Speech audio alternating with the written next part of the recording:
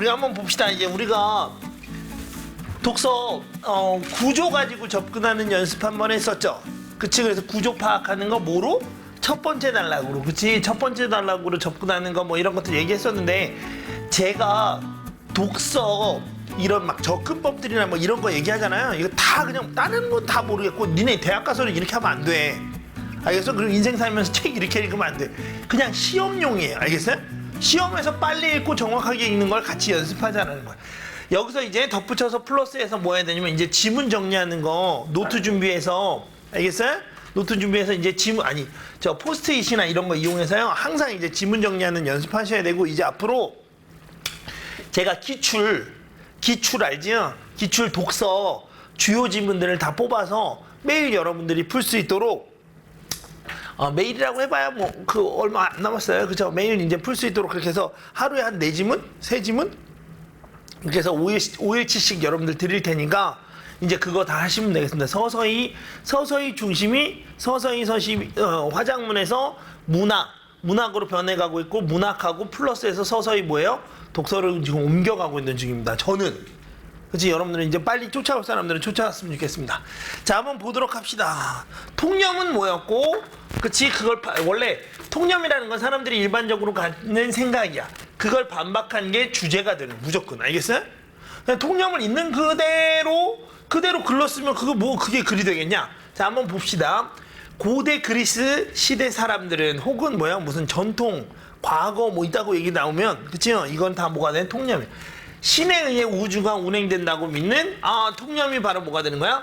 결정론적 세계관에다가 밑줄 쳐야 되겠지. 그러면 이렇게 정리할 때 지문에서 고대 그리스 뭘 믿었어? 결정론적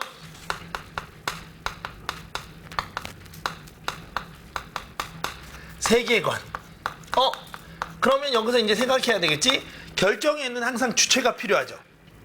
그치? 결정의 주체가 필요하죠. 그래서 이게 바로 누가 되는 거야?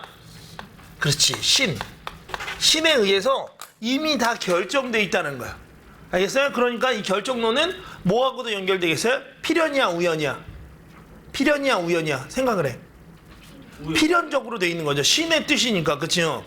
됐어요? 그래서 신에 대한 두려움이나 신이 야기한다고 생각하는 자연이나 천체 현상 등에 대한 두려움을 떨치지 못했어요. 그래서 얘네들 뭐가 됐다고? 신에 대한 두려움.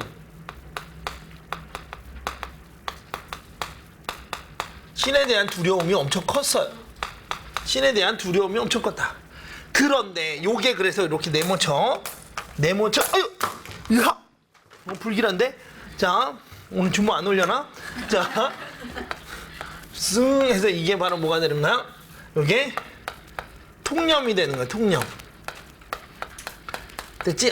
그치, 이게 통념이 되는 거야. 자, 그랬을 때 에피크로스 사람들은 어떻게 해요?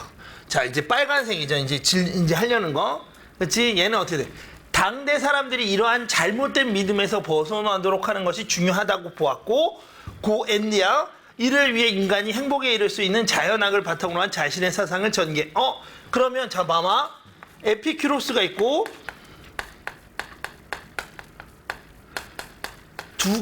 얘가 두 가지 일을 했어요. 그쵸? 논지정의 방식 두 가지야. 하나는 뭐가 되는 거야? 잘못된 믿음에서 벗어나도록 하는 게 중요하다. 잘못된 믿음. 뭐지? 두려움? 빨리. 2어절. 잘못된 믿음에 해당하는 거 2어절. 그래. 그러니까 어떻게 되는 거야? 설마 이거 읽을 수 있으려나? 빛광. 야, 임마. 비광자는 이거야, 그냥 이거. 이거 뭐죠? 여기 앞에 달 아닙니까? 그래, 달 얼자고. 그치? 이거 뭐야? 아무도 몰라? 저 뭐야? 탈속적 할 때 탈 벗어나다. 어디에? 결정론적 세계관에서 벗어나는 게 첫 번째. 맞아? 그 다음에 행복에 이를 수 있도록 자연학을 바탕으로 자신의 사상 전개. 인간의 행복을 뭐로 설명? 인간의 행복을 놀랍죠? 그치? 자연학으로 설명했답니다. 옛날 사람들이 한 소리니까 실은 따지고 보면 이건 뭐야? 다 개소리죠? 그죠? 틀린 말이긴 한데 그래도 좀. 그래서 어떻게 돼요? 얘가 이 통념을 반박하죠. 따라서 얘가 뭐가 되는 거야? 주제가 되는 거죠. 얘가 주제가. 그 첫 번째 단락 구조는 이렇게 만들어져 있어요. 그쵸? 그러면 실은 어떻게 되는 거니? 얘 적절하지 않은 건 얘가 되는 거고 적절한 건 얘가 되고 뭐 이런 식이 되는 거죠. 그쵸? 이런 식으로 왔다 갔다 하게 되겠습니다. 자, 그랬을 때 이거 정리 다 했어요? 이런 식으로 여러분들이 정리하는 연습하셔야 돼요. 지문 됐어? 저게 셀프에서. 제가 이제 이 글을 처음에는 제일 큰 구조로, 그러니까 우리가 흔히 말하는 뭐가 되는 거야? 핵심 정보 위주로 구조 중심으로 독해를 하는 거였고요. 이제 첫 번째 단락 읽으면서 이런 식으로 여러분들이 정리하셔요. 자기 스타일을 만들면 돼. 정확한 답은 없어. 알겠어? 내가 이거 딱 보고 난 일단 이렇게 하면 돼. 이렇게. 그치? 요게 내가 이렇게 두 개를 쪼갠 이유는 뭐 때문이야? 이게 논지전개 방식 때문인 거야. 알겠죠? 논지전개 방식 몇 개? 두 개잖아. 그치? 두 개를 다 이제 충족해야 되겠죠. 자, 그래서 이제 이 이야기가 이 위로 이제 올라가게 되겠죠. 에피쿠로스는 신의 존재는 중요한 게 이거야. 봐봐. 신의 존재는 인정해. 신의 존재 방식이 인간의 생각하는 것과 다르다고 보고 신의 존재 방식이 인간의 생각하는 것과 다르다. 그럼 인간이 생각하는 게 뭐였는데? 빨리 신의 존재 방식 신의 존재 방식에 대해서 인간이 생각했던 거 뭐였어요? 결정론적 세계관이야. 그냥 다 같은 말이야. 빨리. 그러니까 어떻게 되니? 그렇지? 보고 신은 우주들 사이에 중간 세계에 살며 인간사에 개입하지 않는다는 이신론적 관점을 주장한다. 이제 지울게요.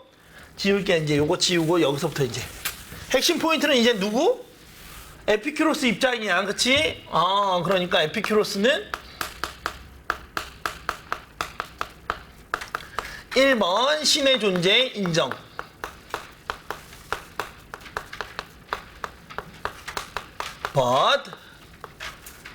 그러나 무슨 관점? 이신론적 관점.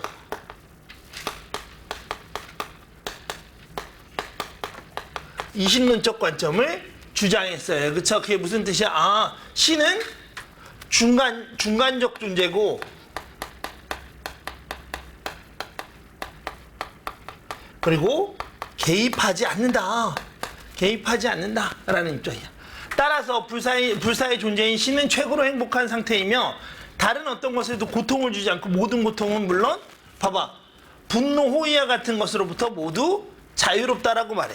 고대 그리스의 신들은 여러분들 보시면 알겠지만 어때요? 인간이랑 똑같죠? 그치? 누가 화가 나갖고 누구를 낳고 그쵸? 이런 일도 벌어지잖아. 그치? 인간하고 똑같단 말이야. 다 필요 없고 제가 여기다 밑줄 안 치는 이유는 뭐 때문이냐? 따라서 나와 있는 거 보이시죠? 에피쿠로스는 인간의 세계가 신에 의해 결정되지 않으며 인간의 행복도 자율적인 존재인 인간에 의해서 완성된다라고 봤어. 그러면 이거 지금 요거 했고 그 다음 세 번째 바로 뭐가 돼? 인간의 행복 누가 만들어? 인간 스스로가. 자, 요거 잘 봐봐.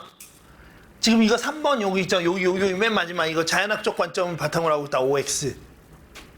여기 요 문장. X죠? 자연학적 관점은 아직 안 나온 상태야. 그러니까 첫 번째 논의가 끝난 거야, 아까.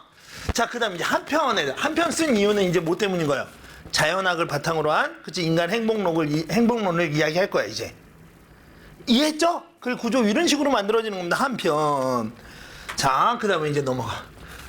이제 이거 지울게요. 에피쿠로스 플러스 뭐가 되는 거야? 자연학. 이렇게. 에피쿠로스는 인간의 영혼도 육체와 마찬가지로 미세한 입자로 구성된다라고 봤어요. 그러니까 1번 인간의 영혼은 뭐로 구성돼 있다고? 그렇지? 입자로 구성. 말도 안 되는 소리입니다. 됐죠? 따라서 어떻게 됩니까? 인간의 영혼도 자연의 일부니까 육체가 소멸하는 것처럼 인간의 영혼도 소멸해. 따라서 어떻게 되는 거야? 두 번째 사후 심판이 있어 없어? 죽으면 끝이야. 그냥 죽으면 끝이야. 그러니까 결론은 뭐야? 죽으면 끝이니까 어떻게 해야 돼? 살아있는 거. 그래, 살아있는 동안 완전히 행복해야 되겠죠. 그게 에피큐로스 입장인 거야. 됐어? 자, 그래서 결국 어떻게 돼? 이것 때문에 인간은 죽음에 대한 모든 두려움에서 벗어나는 근거가 된다. 그래서 옛날 사람들은 다 어떻게 돼요? 다 졸라 착한 척하면서 살았단 말이에요. 왜? 죽으면 죽으면 천당 가야 되니까, 그치? 근데 이걸 공산주의자들이 어떻게 비유를 하냐면요. 공산주의자는 아니고, 우리, 네루라는 사람이 있거든요. 누구니? 세계사 편력 뭐 이런 책 읽어봤어. 어렸을 때 중학교나 뭐 고등학교 때. 그래도 부모님이 좀 깨 있거나 이런 사람들은 아마 그 책 여러분들을 뭐 읽으라고 시켰을 텐데, 세계사 편력이라는 말 어디서 들어봤어? 그 인도에 간디 있을 때 총리하던 사람이거든요. 알겠어요? 네루라는 사람인데 그 사람이 이제 감옥에 갇혀 영국 애들한테 저항하다가 이제 감옥에 갇혀서 자기 딸을 가르쳐야 되는데 아빠가 감옥에 와 있으니까 가르칠 수가 없잖아요. 근데 다른 건 다 어쩔 수 없고 꼭 하나 역사에 대한 인식은 정확하게 갖고 있어야 된다 해서 쓴 편지글 형태의 세계사 정리 책이 있어요. 이게 세계사 편력이거든요. 혹시라도 여러분들 유시민 막 거꾸로 있는 세계사 뭐 이런 느낌이 알겠어? 그래서 기회 되시면 꼭 한번 읽어보시고 여러분들이 읽어야 여러분들 자식한테 그것도 읽게 할 거 아니야, 그죠? 지금 여러분들이 읽은 역사서라는 건 국정교과서를 제외하고는 없잖아요. 정신 바짝 차리고 한번 읽어봐. 그럼 거기에 나온단 말이야. 어떻게 비유를 하냐면 이 중세 사람들을 어떻게 비유를 하냐면 사탕을 받기 위해서 순수한 눈망울로 나를 쳐다보는 사람들, 어린 아이로 비유를 해요. 그럼 그 아이를 착하다고 얘기할 수 있어요, 없어요? 없어요. 그렇지. 평생을 사탕을 바라면서 착한 척하면서 살고 있는 게 그치 옛날 사람들이었다라고 이렇게 비유를 해. 알겠어? 자, 그래서 한번 보도록 합시다. 이러한 에피큐로스의 자연학은 끝났죠? 무슨 말이야? 이러한 나오면 앞에 있는 말 요약이야? 에피큐로스의 자연학을 설명한 거야. 에피큐로스 자연학의 제일 중요한 포인트가 바로 뭐였어요? 인간의 육체만큼 영혼도 입자로 구성되어 있으니 같이 소멸돼 버리는 거야. 어차피 죽으면 그러니까 무슨 뜻이에요? 끝이란 뜻이지. 신 따위 걱정할 필요가 없어요. 그래서 드디어 이 말 나오죠. 비결정론적인 세계관. 이제 이해해서 아까 내가 통념, 반박 주제 이렇게 된다는 얘기했던 걸 이제 이해했죠? 알겠어요? 그래서 에피큐로스의 자연학은 우주와 인간의 세계에 대한 비결정론적 이해. 그래서 요게 가능하게 한다가 무슨 뜻이야? 다른 말로 하면 의가 되는 거야. 의. 알겠어? 그래서 이제 뒤로 이제 의가 나오네요. 1번 뭐가 되는 겁니까? 우주, 인간, 그치? 그 다음에 뭐야? 신의 관계를 뭐로 바꿨어요? 비결정론으로. 비결정론적 이해를 하게 했다라는 거죠. 그러니까 결정이 안 돼 있으니까 어떻게 돼? 우리가 노력하고 생각하는 대로 다 고칠 수 있다는 거야. 알겠습니까? 그래서 법칙에서 벗어나기도 하여 비스듬히 떨어지고 충돌해서 튕겨나가는 우연적인 운동을 한다고 봐. 그래서 따라서 그치 우주도 우연의 산물이고 따라서 우주와 인간의 세계 신의 관여는 없고 인간의 삶에서도 신의 섭리는 찾을 수 없어. 오로지 뭐가 돼? 얘네들은 다 뭐가 돼? 우연의 산물이야. 2번 그래서 뭐 한다고 이 자식들아? 이러한 생각을 인간이 필연성에 얽매이지 않고 자신의 삶을 주체적으로 살아가게 할 수 있는 바로 인간 드디어 뭘 갖게 되는 거야? 신으로부터 자유로운 자유의지를 갖게 됐다. 자유의지를 갖게 되었다. 됐어요? 자, 그 다음에 이제 맨 마지막 의 세 번째 또 나옵니다. 이를 토대로 자유로운 삶의 근본을 규명하고 인간의 궁극적 목표인 행복으로 이끄는 윤리학을 펼쳐나간다. 결국에다 동그라미 빡. 글 전체 요약문이 되죠. 인간이 신의 개입과 우주의 필연성, 사회 세계에 대한 두려움에서 벗어날 수 있게 함으로써 자신의 삶을 자율적이고 주체적으로 살아가는 길을 열어주었다. 끝! 야 임마 봐봐. 이게 뭐야? 요약문이죠. 마지막 단락. 그리고 쾌락주의적 윤리관 여기다 이제 적어놔야지. 쾌락주의적 윤리관을 표방했다. 윤리학. 됐죠? 그래서 영혼이 안정된 상태에서 행복 실현을 추구할 수 있는 방안을 제시하였다. 쾌락주의적. 그러니까 사람이 행복하면 된다는 거야. 즐겁고 행복하면 그게 바로 뭐가 되는 거야? 선이 된다는 거야. 괴롭고 고통스럽고 막 이런 거 있잖아요. 이런 건 다 뭐가 되는 거야? 악이야, 악. 선과 악을 가르는 학문, 바로 그게 뭐예요? 윤리학이잖아요. 이해했어? 선과 악을 가르는 학문이 윤리학이잖아. 이해했죠? 이렇게 해서 정리하시면 되겠습니다. 자, 지금까지 제가 정리했는데 어떻게 졸라 긴 글이었는데 되게 간단하게 정리가 돼버렸죠? 실은 봐봐. 내가 이렇게 정리하고 있지만 나는 이걸 밑줄 치면서 이렇게 머릿속에 이미 정리를 한 상태예요. 알겠어? 나중에는 이렇게 적는 것도 사라져야 돼. 그리고 밑줄 치면서 정리하면 돼. 그러면 이제 머릿속에서 우리가 생각해야 되겠지? 아, 옛날 사람들은 뭘 믿었어? 결정론적 세계관. 그러니까 신이 졸라 무서워요. 인간은 되게 무기력하고 뭐예요? 피동적인 존재야. 수동적인 존재야. 그치? 그랬는데 에피큐로스가 나타나서 뭐 했어요? 에휴, 개소리 마. 인간의 영혼도 다 입자니까 어떻게 돼? 다 사라지는 거야. 신이 심판하고 이럴 수가 없어. 그래서 죽으면 끝이니까. 그러니까 이제 뭐 해야 돼? 즐기는 것만이 오히려 오로지 뭐가 되는 거야? 행복이 되는 거야. 쾌락주의적 윤리관. 이거 어디서 배웠어요? 이거 윤리와 사상 뭐 이런 데서 막 배우지 않았어요? 그렇지? 요거 정리해 두시면 돼요. 제가 마지막에 지금 여러분들한테 이거 해줬잖아. 지금 방금 요약문 해줬잖아. 꼭 해야 돼요. 글 다 읽고 문제 들어가기 전에 전체를 다시 한번 머릿속에 떠올려서 정리하고 그 다음에 문제로 들어가야 돼. 알겠어요? 아니, 혼자 연습할 때 시험장에서 이 짓 하면 이제 끝나는 거고, 공부를 해야지. 공부를 해서 그 다음에 그게 이제 실력이 되면 그 다음에 뭐 하는 거야? 그 다음에 이제 문제풀이로 가는 거야. 알겠어요? 아직은 시험용 문제풀이로 독서를 들어가지 않았어요. 그건 언제 들어가기 시작할 거냐면 8월 달부터 들어가기 시작할 거야. 제가 지금 화작이나 문학은 이렇게 문제 나오고 이렇게 하면 빨리 풀고 이런 원리 있고 이런 얘기 하지만 독서는 절대 그런 말을 하지 않아요. 알겠어요? 절대 그렇게 접근하면 안 돼. 독해력이 어느 정도 갖춰져야 돼. 지금 그래서 제가 지문 독해하는 거 막 얘기해 주잖아. 자, 그랬어요. 자, 그런데 이제 이거 19번 같은 거 한번 봅시다. 표제와 부제. 그러면 요거 뭐가 돼? 중심화제 찾기. 그러면 봐봐. 우리 한번 궁금한 이거 어떻게 하면 빨리 풀 수 있을까를 생각해 보는 거야. 그쵸? 맛배기만 보여주는 거야. 그치? 어떻게 하면 빨리 풀 수 있어요? 배경이라는 말 나오죠. 동기나 계기 이런 말들 나오면 이거 다 뭐랑 관련돼 있어요? 첫 단락하고 관련돼 있죠. 그치? 그 다음에 됐어요? 의 나와 있어요. 그러면 이건 뭐랑 관련 있어요? 무조건 마지막 단락하고 관련돼 있죠. 답은 2번. 무슨 말인지 알겠어? 지금 에피큐 여기 계속 요런 거 겹치는 말이 무조건 중심 화제가 되는 거고. 오케이? 여기까지 요거 마지막 답은 이거 2번이었어. 어떻게 푸는지 알겠지? 그 다음 봐봐. 에피큐로스 사상에 대한 비판과 옹호면 반드시 첫 번째 단락에 뭐가 나와요? 논제가 나오죠. 논제. 행복이란 무엇인가? 입장이 서로 졸라 다르다. 아니면 신이란 무엇인가? 인생이란 무엇인가? 이런 식의 결정이 인간의 운명이란 결정이 돼 있냐 안 돼 있냐 뭐 이런 것들. 그쵸? 그와 관련된 논쟁이 무조건 있겠죠. 첫 번째 단락에. 됐어? 그런 거 없고. 그 다음에 여기 그럼 비판과 옹호, 논쟁과 이견 같은 거 되는 거죠. 그쵸? 현대적 수용, 이 자식들아. 그럼 무조건 무슨 말이 나와야 돼? 야, 주모야, 너 그냥 아무것도 없이 생으로 왔어? 왜? 아니, 그래도 뭘 이렇게 볼 거라도 있거나. 그럼 빨리, 야, 저기 어디냐? 이 박처에 가서 시험지 혹시, 그치? 하나 갖다 놓으면. 아니 네가 갈 필요는 없고 제가 동생인데 제가 가야지.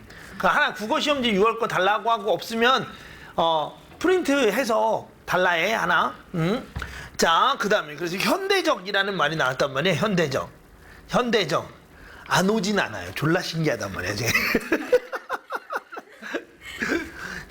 현대적 이런 말이 나온단 말이야. 저 새끼 그리고 원래 새벽까지 맨날 공부하는데 밤을 새서 공부를 하는 스타일이래. 지금 그러면 웹툰 작가나 이런 거 하면 참 좋은데요. 아니면 뭐 작곡가 이런 거 하면 참 좋은데 대학 가려고 하니까 그게 참 안타까워요. 그죠? 낮에 공부해. 밤에 자고 낮에 해야 돼. 현대적에다가 밑줄 치면 이거 뭐가 되는 거야? 시간 표현이 무조건 나오게 돼 있죠. 그쵸? 그치? 요런 문제들은 야, 봐봐. 이런 문제는 지문이 아무리 어려운 유형이 하더라도 이 문제는 무조건 풀어야 돼요. 뭐만 갖고 풀 수 있어요? 첫 번째 단락하고 마지막 단락 가지고 풀 수 있어. 바빠도 마지막 단락 가지고 그냥 풀어도 되고. 알겠어요? 요거 다 그냥 제 생각에 한 20초 정도 걸리는 문제예요. 이렇게 해서 속도 내시면 되겠고. 자, 20번 한번 보도록 합시다. 형광펜으로 밑줄 쳐야 되겠지? 기억 디귿에 대한 이해로 적절한 건 나와 있었습니다. 그러면 이거 주제죠. 긍정형 발문이죠. 그러니까 주제나 핵심 정보하고 연결되어 있겠구나라고 생각하시면 되겠죠. 그치? 자, 그랬을 때 한번 보도록 합시다. 난 기억, 니은, 이거 헷갈린다. 또 뭐였지? 이심론적 관점이었고, 자연학이었고, 윤리학이었고. 적어놓읍시다. 다시 제가 여기다 적어놓을게요. 기억, 이심론적 관점,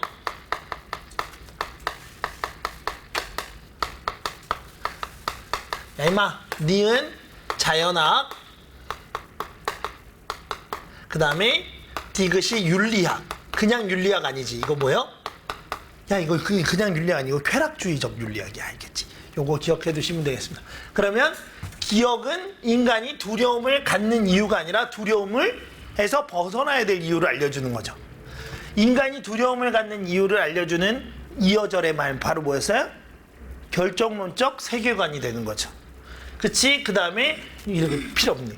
기억은 우주가 신에 의해 운행된다고 믿는 근거 틀렸죠. 그치? 우주는 뭐에 의해서 운행돼요? 빨리. 뭐에 대해서? 우연. 알겠어요? 우연. 그 다음 니은과 디귿은 죄송합니다. 기억과 니은은 인간이 영과 육체의 관계를 탐구하는 이유를 됐어요? 모든 두려움에서 벗어나는 방법을 제시한다. 안타깝게도 졸라 맞는 말이거든. 요 말도 다 맞아요. 누구? 에피쿠로스 입장에 말은 맞아요. 그쵸? 그런데 얘네하고 관련이 없어요. 이해갑니까? 그래서 아니 이 둘 사이에 인과관계가 없다고. 인과관계 X 빨리. 됐어요? 자, 그 다음에 여기 나와야지. 기억과 니은은 인간이 잘못된 믿음에서 벗어날 수 있는 근거를, 디귿은 쾌락이 곧 행복이다 라고 말하잖아. 그치? 그래서 뭐가 되는 거야? 행복에 이르도록 하는 방법을 제시. 결국 이 4번이 뭐예요? 글 전체 주제죠. 아까 첫 번째 단락에서 우리가 그치 논지적인 방식 두 개를 나눴었잖아. 그것에 대한 각각의 답이죠. 이게 답은 4번이 되겠습니다.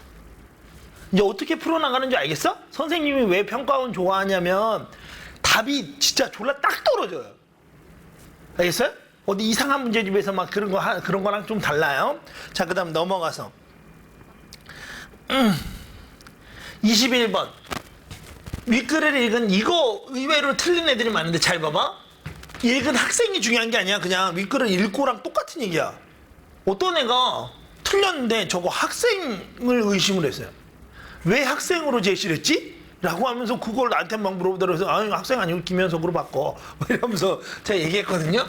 에피쿠로스에 대한 얘를 비판한다고 할 때 그러면 무조건 뭐가? 에피쿠로스가 제시하는 근거를 비판하거나 얘네 그치? 셋을 비판하거나 아니면 뭐가 되는 거야? 에피쿠로스에 비판한다고 해놓고 에피쿠로스의 입장이 그대로 나와 있으면 안 되죠.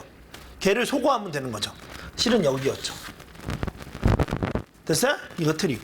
A를 비판한다고 할 때라고 하면 이런 문제는 무조건 비판적 이해는 어떻게 풀어야 되냐면 근거 찾아서 근거 반박하는 거. 알겠어?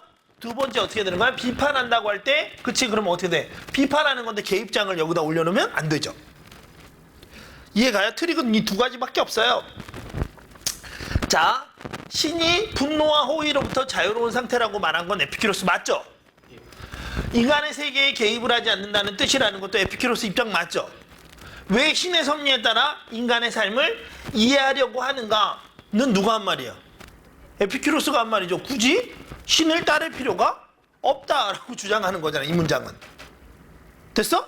그러니까 이건 에피큐로스 입장이야. 기억은 아웃이에요. 그래서 끝. 논리를 이해했지? 자, 그랬을 때 한번 보자. 원자가 법칙에서 우연적인 운동을 한다는 것 맞아요? 인과관계 없이 뜻하지 않게 움직인다는 뜻. 여기까지가 누가 한 말이야? 에피큐로스가 한 말의 근거죠. 그쵸? 맞아요? 근데 그것이 자유의지의 단초가 될 수 있을까? 어떻게 우연히 움직이는데 어떻게 그게 자유의지의 단초가 돼? 그치? 무슨 말인지 알겠어? 요거는 그러니까 어떻게 돼요? 니은은 비판이 가능하네요. 그 다음에 한번 보자. 인간이 죽음에 대해서 두려움을 느끼지 않는다며.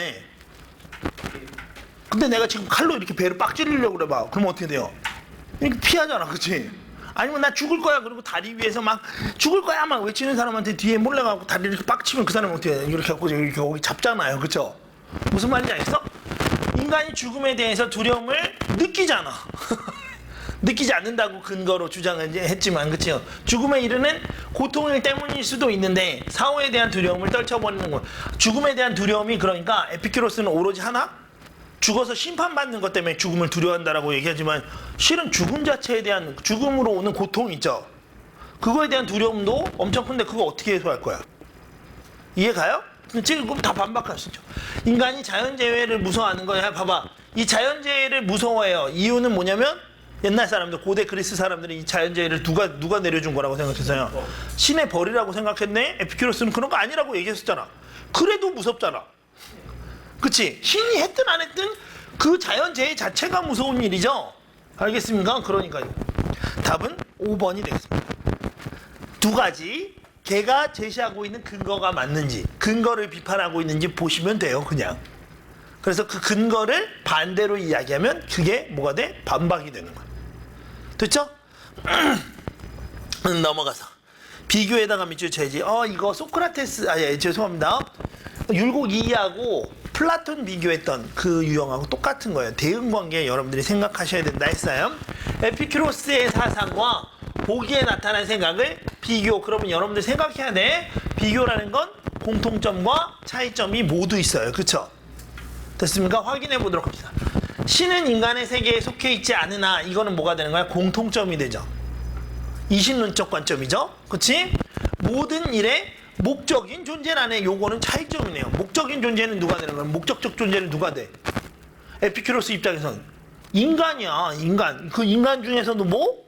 인간이 갖고 있는 자유의지야. 됐어. 저는 그래서 에피큐로스 입장을 아주 긍정하는 사람 중에 하나입니다. 알겠습니까? 즐거우려고 사는 거야. 행복하려고 사는 거고. 그치? 정확히 얘기하면 행복하려고 사는 게 아니라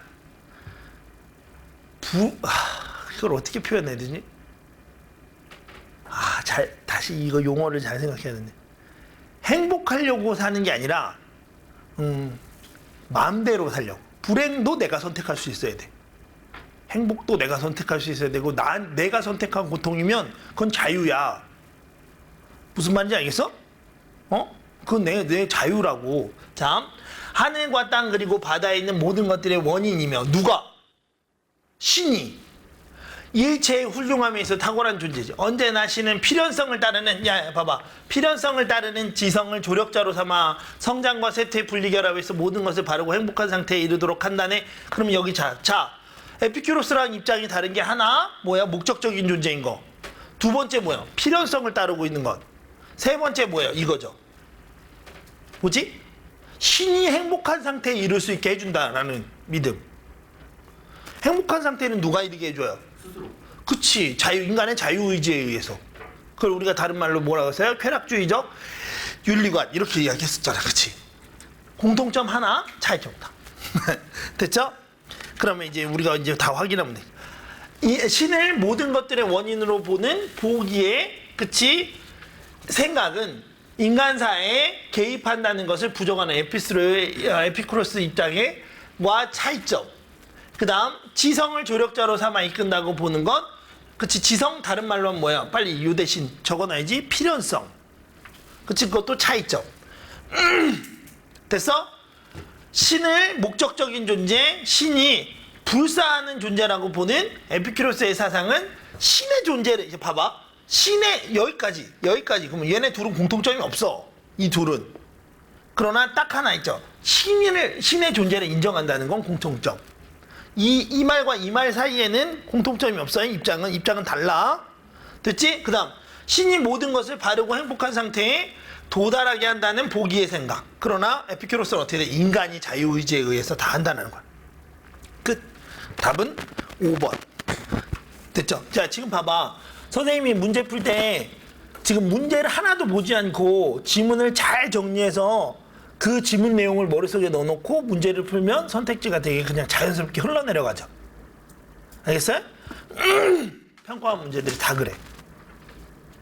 그 구조 독해를 하면서 전체 흐름을 잡을 줄만 알면 진짜로 글이 너무 좋은 글이라는 걸 알게 된 거야. 보통은 문제집들은 단락단락도 긴밀성이 없어요.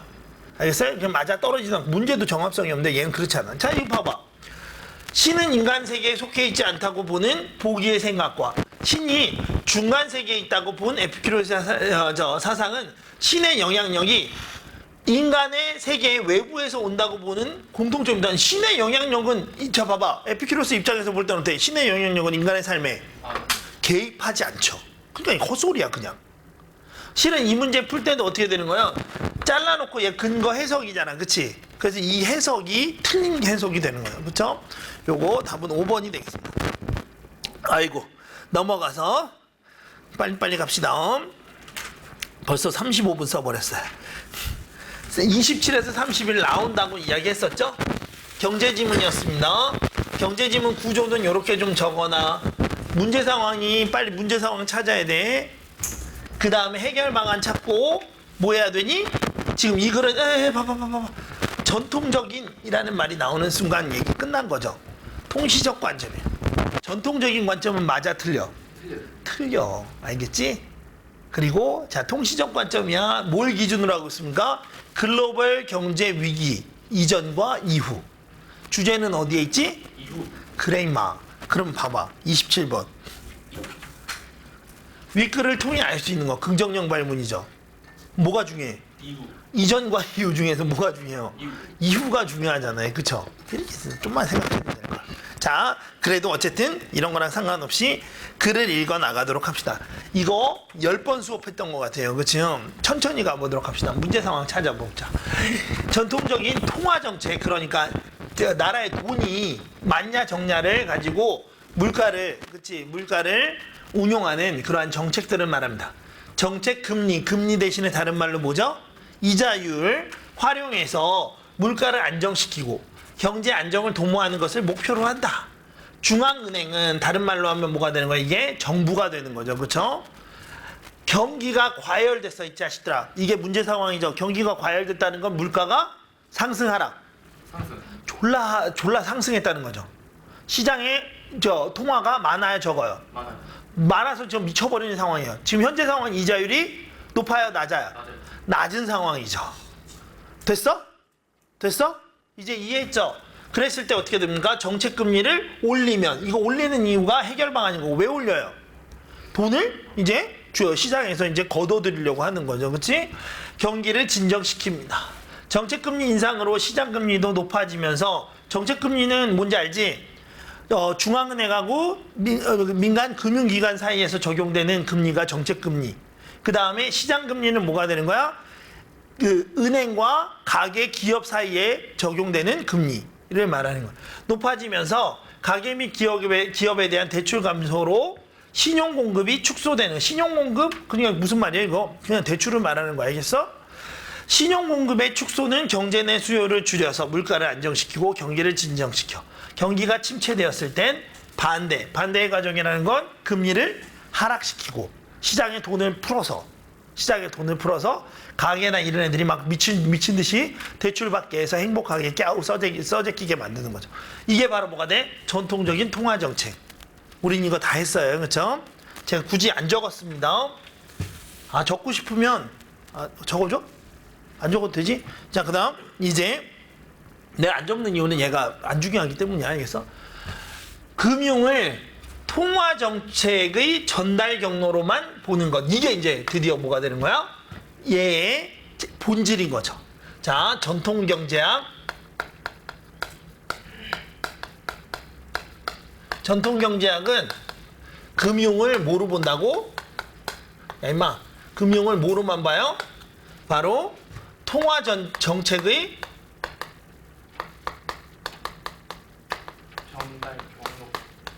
전달 경로. 그러니까 얘가 어떤 문제를 일으킬 수 있어요, 없어요?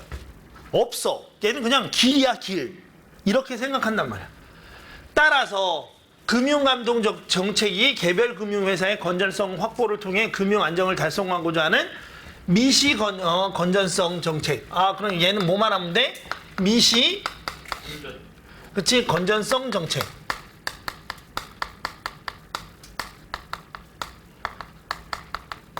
잘 봐. 여기서 되게 중요한 말인데 얘가 왜 미시냐? 미시가 뭐예요? 작은 세세하게 본다는 거냐. 우리 먼지 중에서도 졸라 조그만 먼지를 뭐라 그래요? 미세먼지. 생물 중에서도 졸라 조그만 애를 뭐라고 불러? 미생물. 그러니까 뭐가 되는 거야? 금융회사가 있는데 이거를 개별 금융회사가 이 미시에 관한 부분인 거야. 아, 그러니까 금융감독을 누구한테만, 이 미시경제정책은 금융감독을 하는데 누구만? 개별 금융회사만. 이해했어? 예. 이게 미시정책인 거야. 그러니까 만약에 어느 은행이 하나 문제가 생기면 걔만 감독하면 된다 생각하는 거예요. 알겠어요? 왜냐면 경로만, 만약에 그러니까 길에 쓰레기가 하나 있으면 그냥 그 쓰레기만 일단 치우면 된다 이렇게 생각하는 거예요. 경로를 생각하니까. 됐어? 이러한 관점은 금융이 자 봐봐. 이전의 거죠. 이전의 정책은 어떻게 되는가? 한계 중심으로 여러분들이 보셔야 된다라고 얘기했었죠. 한계 중심으로 봐봐. 금융이 직접적인 생산 수단이 아니다. 다른 말로 하면 뭐예요? 직접적인 생산 수단이 아니다. 다른 말로 하면 뭐예요? 그래, 얘는 그냥 전달 경로일 뿐이야. 따라서 어떻게 돼? 단기적일 때와는 달리 장기적으로는 경제 성장에 영향을 미치지 못한다라고 전제했어요. 문제점. 됐어? 근데 실제는 어떻게 했어? 장기적으로도 얘네들이 엄청난 영향을 미쳤죠. 됐어? 아, 그거 잘 모르지. 서프라임 모기지론 사태 뭐 이런 거 잘 모르죠. 알죠. 그치. 우리나라 이제 IMF도 마찬가지인데 IMF가 그냥 말 그대로 그냥 뭐야? 국제통화기금이잖아. 그치? 금융정책을 이용해서 나라 경제 정체를 다 망가뜨릴 수도 있고 세계 경제를 다 움직이죠. 알겠습니까? 자, 어쨌든 봅시다. 자산시장에서는 가격이 본질적 가치를 초과해서 폭등하는 버블이라는 건 존재할 수가 없다. 금융은 왜? 단지 경로일 뿐이니까 가격을 형성할 수 없다라는 거야. 가격은 그냥 오로지 수요와 공급에 따라서만 움직인다는 거예요. 알겠어요? 생산수단이 아니니까. 금융이 만약에 생산수단이면 어떻게 되는 거예요? 공급을 결정할 수 있죠. 네. 공급을 결정할 수 있으면 가격에 영향을 미칠 수 있죠. 네. 이해가요? 그런데 얘네들 입장에서 단지 경로니까 뭐가 되는 거예요? 무슨 가격을 만들거나 장기적으로 무슨 경제성장에 영향을 미치거나 이런 거 아무것도 못한다는 거야. 잘못된 생각이었죠, 이게. 이게 이제 뭐가 되는 거야? 아, 얘네들의 한계입니다. 이거 빨간색으로 적어야 돼요. 바로 뭐가 되는 겁니까? 효율적 시장 가설. 이게 바로 이들의 한계였죠. 그런데 실제 시장은 어땠던 거야? 효율적 시장이 아니라 비효율적 시장이었던 거죠. 이제 아까랑 거꾸로죠. 그죠? 그치? 아까랑 똑같구나. 결정론적 세계인 줄 알았는데 비결정론이었잖아. 그쵸? 그러니까 당연히 시장도 어떻게 돼? 효율적인 줄 알았는데 완전 비효율적이죠. 이해가요? 소비라는 거 한번 생각해봐. 여러분들이 어떻게 돼요? 원래 경제에서는 합리적 소비인관이라는 걸 전제로 하거든? 그러니까 무슨 뜻이냐면 필요에 의해서만 사고, 알겠어요? 필요 없으면 사지 않아. 딱 그렇게 해서 가격이 결정된다는 거지만 지금 여기 있는 사람들 한번 보세요. 실제 소비에서 자신의 필요에 의해서 소비하는 경우가 몇 명이나 있나? 그쵸? 그렇지 않죠? 대부분의 경우에는 그냥 필요하지도 않은데 우리 집 같은 경우가 그렇거든? 필요할지도 모르는 물건이 너무 많아. 미시 건전성 정책은 개별 금융에서 내가 이거 계속 표시해 놓는 거 보이시죠? 왜냐면 오늘 포인트는 뭐예요? 미시에 있어요, 미시. 지금 이 글에서 제일 중요한 포인트는 미시야. 미시와 관련된 것만 잡아가면 돼. 그래서 어떻게 돼? 회사의 건전성에 대한 예방적 규제 성격을 가진 정책 수단을 활용한다. 아, 그러니까 해결 방안은 뭐가 되는 거야? 아, 그래서 얘네들 금융 감독을 하는데 어떻게 되는 거야? 사후가 아니라 어떻게 돼? 예방, 사전에 규제를 한다는 거야.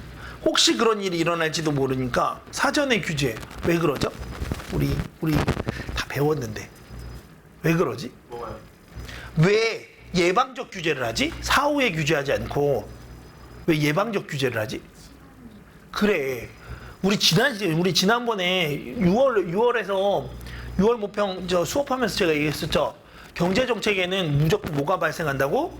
정책 시차. 정책 시차가 발생하기 때문에 어떻게 해야 돼요? 미리 선제적 조치를 취해야 된다라고 얘기했던 거 기억하시죠? 그래서 이거 하는 거야. 우리 다 배웠어요, 이미. 그래서 다른 그림 것처럼 보이지만 이렇게 사람들이 얘기해요. 요거 지금 요 얘기는 미리 좀 얘기해 줄게. 자신감을 가지라고.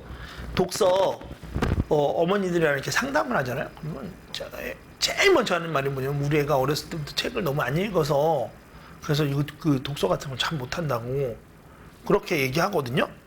응? 그렇게 얘기하는데 전혀 그거 그러면 어떻게 돼? 결정론이잖아. 어렸을 때 책을 안 읽었으니까 이제 앞으로 어떻게 될 거야? 계속 쓰레기로 살아가야지. 왜 여기 나한테 보냈어? 그게 아니에요. 지금 보시면 알겠지만 어때요? 이거 다 우리 교과 과정에서 다 배운 거예요. 그쵸? 그러냐 안 그러냐? 실은 스펙트럼이 있는데 막 독서 지문이 막 아무 데서나 막 나오는 게 아니에요. 딱 요 정도의 스펙트럼이 있어. 범위가 있어. 고3 수준의 범위라는 게 있어요. 알겠어요? 어휘도 마찬가지고 훨씬 더 깊이 들어갈 수도 있는데 경제학으로 들어가면 끝이 없잖아요. 안 그래. 그래서 여러분들이 기출문제 독서 지문들 잘 정리해서 정리하는 거 있죠? 기억하면서 이렇게 정리하잖아요. 그러면 그냥 그 비슷한 데서 계속 나와. 알겠어? 책을 많이 읽을 필요 없어요. 제가 항상 얘기하지만 바다에서 태어난 어부가 그러면 올림픽 나가서 1등 해야지. 그러냐 안 그러냐 수영으로. 그치요? 근데 그게 아니잖아. 룰을 정확하게 이해하고 그 룰 안에서 연습한 놈이 세계 신기록 세우는 거야. 그리고 사람들이 뭐라고 얘기해? 걔가 세계에서 제일 빠른 수영 선수라고 얘기하죠. 수영 선수. 세계에서 제일 빠른 수영하는 사람이 아니고 선수라고. 우리는 룰이 있는 시험을 하죠. 룰이 있는 게임을 하고 있는 거야. 알겠어? 범위도 정해져 있어. 자, 계속 가도록 하겠습니다. 그래서 이렇게 돼 있어요. 향후 손실에 대비하여 금융회사의 자기자본 하한을 설정하는 최저자기자본 규제를 둘 수 있다. 이거 그래서 결국 지금 봐봐. 전통경제학은 뭐 한다고 해결 방안이 이 자식들아 여기 나와 있죠. 최저 자기 자본 규제. 다른 말로 하면 우리 이거 배웠어요. 뭐 배웠어요? 지급준비금이지. 은행이 니네가 한번 생각해보면 니네 은행을 운영하는데 지금 경기가 막 과열됐어요. 그래서 어떻게 됩니까? 막 부동산이 막 폭등합니다. 그럼 내가 지금 돈이 까득있죠. 웬만하면 내 금고에 돈이 졸라 많잖아요. 그럼 이거 어떻게 하겠어요? 빨리 부동산이나 주식 같은 걸 막 사야 되겠죠. 이게 고객 돈이어도. 그러냐 안 그러냐? 그러니까 그렇게 되면 계속 개별 금융회사 어떻게 돼요? 계속 경기를 과열시킨단 말이야. 그러니까 그렇게 못하게 하려고 어떻게 돼요? 지급준비금을 이용하는 거. 최저자기자본. 적어도 이만큼은 갖고 있어야 돼, 이 새끼들아. 이렇게 얘기하는 거. 이게 뭐라고? 전통적인 경제학에서 금융정책이 되는 거야. 됐죠? 그러나 얘는 문제가 있어. 여기에다 이제 덧붙여서 가야 되겠죠. 이처럼 너무 좋아요. 뭐 했습니까? 요약 다 해주죠. 다시. 금융감독 정책을 통해서 잘 들어. 금융감독 정책 뭐 여기에 빠진 게 있죠. 누구누구에 대한이 빠졌죠. 빨리 여기다 넣어야 되겠지. 이렇게 해서 개별 금융회사에 대한 그치? 예방적 규제 금융감독 정책이라고 해야 되겠죠. 다시 제일 중요한 게 뭐라고? 개별 금융회사에 대한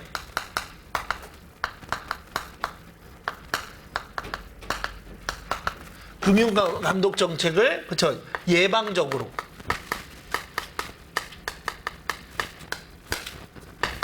그렇지 규제함으로써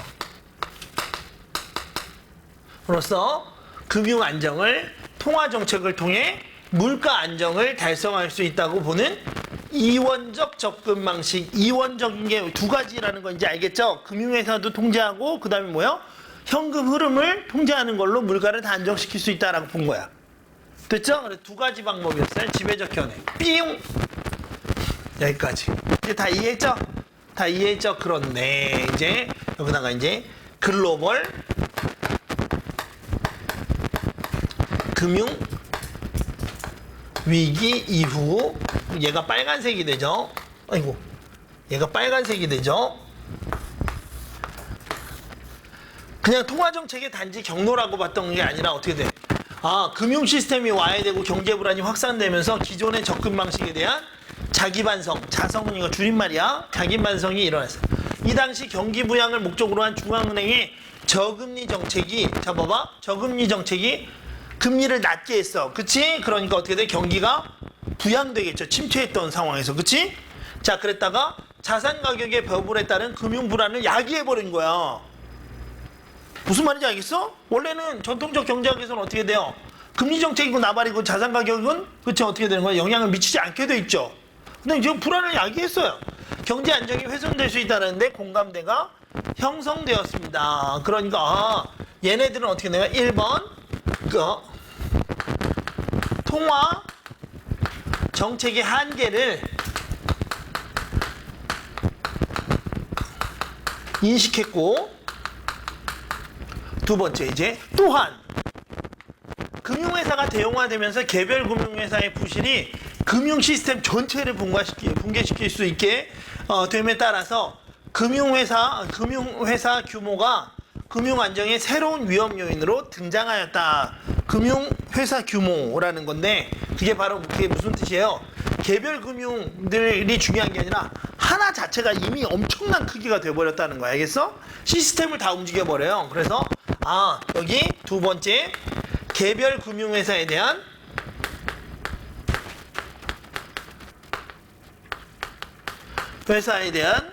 그쵸? 감독의 한계를 또 인식했다라는 걸 알 수가 있어요. 이에 기존의 정책으로는 금융 안정을 확보할 수 없고 경제 안정을 위해서는 물가 안정뿐만 아니라 금융 안정도 필수적인 요건이라는 것이 밝혀졌다. 그래서 금융 안정 필수적. 됐어요? 그러니까 이거 어떻게 되는 거예요? 경제 안정을 위해선 기존에 있던 애들은 물가만 안정되면 된다라고 했었는데 얘 그거 필요 없고, 그것도 그렇고 플러스해서 금융도 안정돼야 된다. 그 결과 미시 건전성 정책, 다른 말로 하면 이거 뭐가 되는 거야? 빨리 이거 미시 건전성 정책이라는 건 결국 뭐가 되는 거예요? 금리 정책하고 그 다음에 뭐가 되는 거야? 통화 정책이죠. 그쵸? 거기에 플러스해서 건전성 정책이 추가가 됐대. 건전성 정책이 우리는 이제 뭔지 몰라요. 그쵸? 그래서 추가된 금융감독 정책과 물가 안정을 위한 통화 정책 간의 상호 보완을 통해 경제 안정에 달성해야 된다는 견해가 주를 이루었어요. 그러면 이제 거시 건전성 정책을 얘네가 사용하기 시작했어요. 그쵸? 여기 어디니? 거시 건전성 정책. 그럼 끝났죠? 이 글은 통시적 관점이면서 또 한편으로 뭐가 되는 거야? 대립관계라는 것도 알 수 있죠. 그치? 그리고 거시 건전성 정책이 더 중요한 게 되는 걸 알 수 있습니다. 정리할게요. 그래서 이거 한번 봅시다. 금융 시스템의 건전성을 추구하는 규제 및 감독 등을 포괄하는 활동인데, 이때 거시 건전성 정책은 미시 건전성이 거시 건전성을 담보할 수 있는 충분한 조건이 되지 못한다는, 잘 봐봐, 구성의 오류에 논리적 기반을 두고 있다. 그러니까 이게 무슨 뜻이냐면 구성의 오류라는 게 이런 거거든. 봐봐. 원빈의 눈하고요, 현빈의 코하고요, 그 다음에 뭐니? 입술은 누구로 할까? 아무나 하자. 뭐 또 잘생긴 사람 송대관. 그치? 송대관의 입술 뭐 이렇게 갖고 다 합했어요. 그리고 얼굴형은 누구로 할까? 좀 얼굴 갸름하게 잘생긴 사람 누가 있지? 좀 난 최신 연예인들을 잘 몰라갖고 얼굴 갸름하게 잘생긴 애 누가 있지? 태진아. 알겠죠? 이렇게 해서 묶었어. 그렇지? 그러면 어떻게 되니? 졸라 잘생겨졌어야 되는데 니네가 생각만 해도 끔찍하죠? 그렇지? 그게 각각의 구성 요소가 전체에, 그치, 걔네들을 모으면 전체의 특성이 될 거다라고 생각하지만 실은 그렇지 않다라는 게 구성의 오류야. 알겠어? 그래서 개별 금융회사들만 다 건전하면 저절로 금융정책은 끝이라고 생각하는 게 누구예요? 미시잖아. 그치? 전통경제학이잖아. 전통경제학은 결국 이거 다 한 큐에 뭐라고 이야기하는 거야? 구성의 오류에 빠져 있다라고 보면 되는 거야. 이제 이해했지? 짜르게 돼 있습니다. 그래서 얘네들은 어떻게 돼? 거시 건전성 정책은 금융 시스템 위험 요인에 대한 예방적 규제, 공통점이네요. 당연히 예방적 규제를 해야 되는 거야. 그치? 정책에는 시차성이 있기 때문이고, 따라서 어떻게 돼? 금융 시스템 전체의 건전성을 추구한다. 그러니까 얘가 거시인 이유는 개별 금융회사가 아니라 금융 시스템을 대상으로 한 금융정책을 펼치기 때문인 거죠. 이제 이해했어요? 거시하고 미시라는 말을 왜 썼는지? 그렇지? 이거 대립관계 끝. 그럼 이제 그걸 하기 위해서 어떤 방법을 사용하는지 이제 그 방법만 찾아내면 끝나는 거죠. 그래서 어떻게 됩니까? 구체적인 방법. 거시 건전성 정책의 목표를 효과적으로 달성하기 위해서는 경기 변동과 금융 시스템의 위험 요인 간의 상관관계에 감안한 정책 수단이 도입이 필요한데 그 요인이 경기 수능성이야. 경기 수능성에다 네모쳐야지. 왜?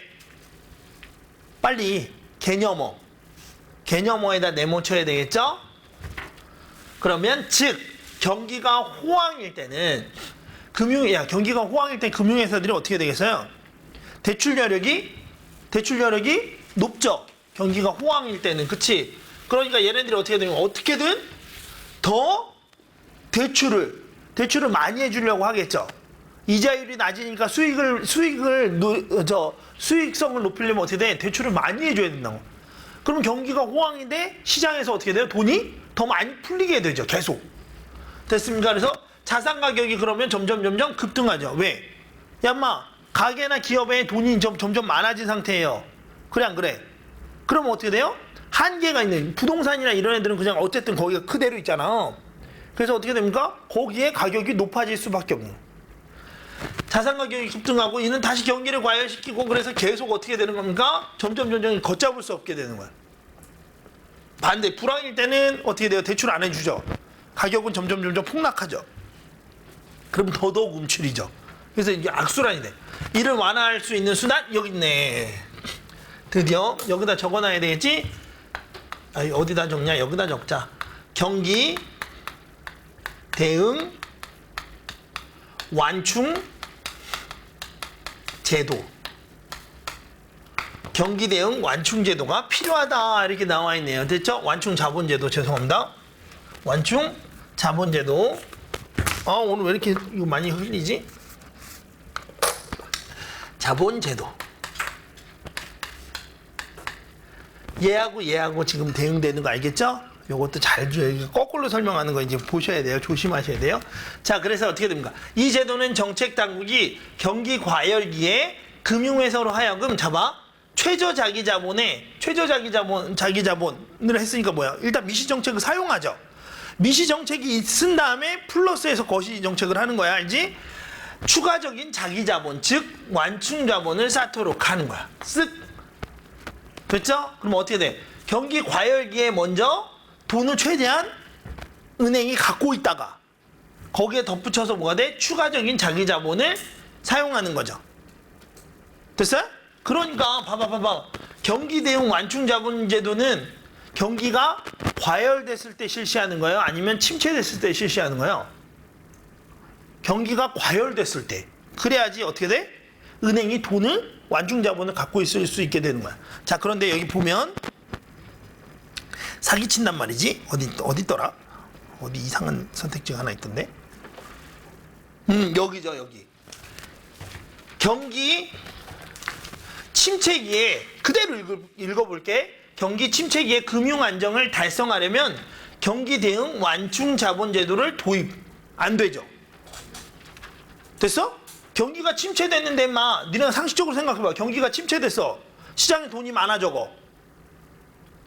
적은 상태죠. 경기 대응 완충 자본은 뭐가 되는 거야? 은행에다가 돈을 더 쌓아두라고 하는 짓이에요. 그러니까 이거 어떻게 이렇게 하면 이거 망하는 거예요. 경기 대응 완충 자본 제도는 언제? 과열기에 도입해서 그래서 돈을 최대한 쌓아놓게 한 다음에 침체기에 풀 수 있게 하는 거야.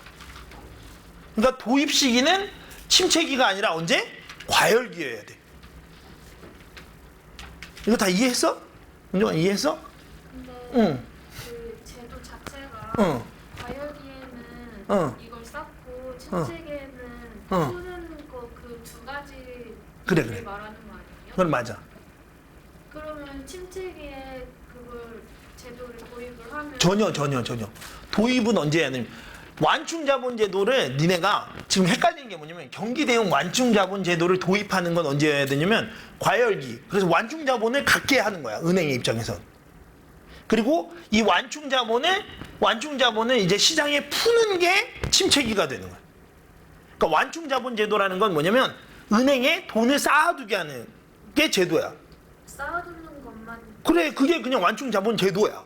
푸는 거는 그래서 제도에 그치. 그 다음에 그걸 가지고 이제 그 가지고 있는 돈을 푸는 건 금융정책이 되는 거야. 이해가지요? 완충자본 제도라는 건 돈을 쌓아두게 하는 제도야. 쌓는 돈을 쌓아두게 하는 거야. 알겠어? 최저자본보다 더 많이.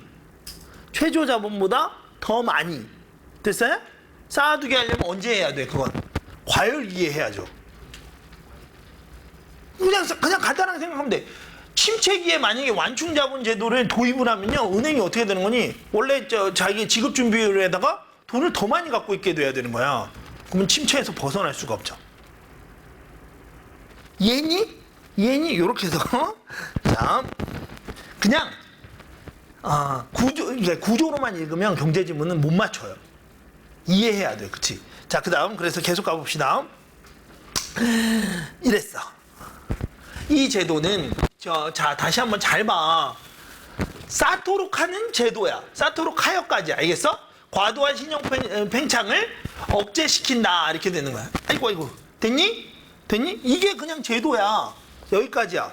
그리고 이제 은행들이 돈을 졸라 많이 갖고 있으면 이제 뭐가 되는 거야? 침체될 때는 야, 경기가 침체됐어. 그럼 어떻게 돼요? 얘네들이 일단 돈을 많이 갖고 있는 상황이잖아. 그렇지? 경기가 침체돼 있어. 그럼 어떻게 돼요? 정부가 금리를 낮춰버리는 거예요. 그치? 그러면 저절로 얘네들이 어떻게 돼요? 그거 가지고 다 시장에다가 돈을 다 풀겠지.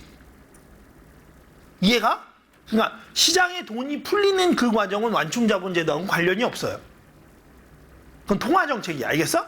자, 그래서 완충자본을 쌓도록 하여 과도한 신용팽창을 억제시킨다. 한편 적립된 완충자본은 침체기에 대출재원으로 쓰도록 되는 거야. 됐어요? 그러니까 요거는 뭐가 되는 거야? 요거는 완충자본 제도가 아니라 뭐가 되는 거야? 이거는 그냥 통화정책인 거야, 그냥. 은행에 돈이 많으니까 침체기에 어떻게 되는지 풀 수 있게 되는 거야. 그럼 걔네가 그거 풀게 하려면 어떻게 되는 거니? 그치? 이자율을 낮춰주면 되겠죠. 여기까지. 정리 다 했습니다. 자, 그래서 이거 봐봐. 위크를 통해 알 수 있는 거 다 지우고 이제 정리해 봅시다.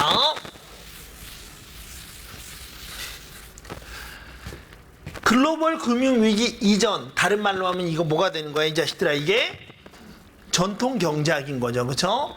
금융이 단기적으로 경제 성장에 영향을 미치지 못한다라고 돼 있는데, 이거 사기쳤죠? 대립관계죠? 장기 단기.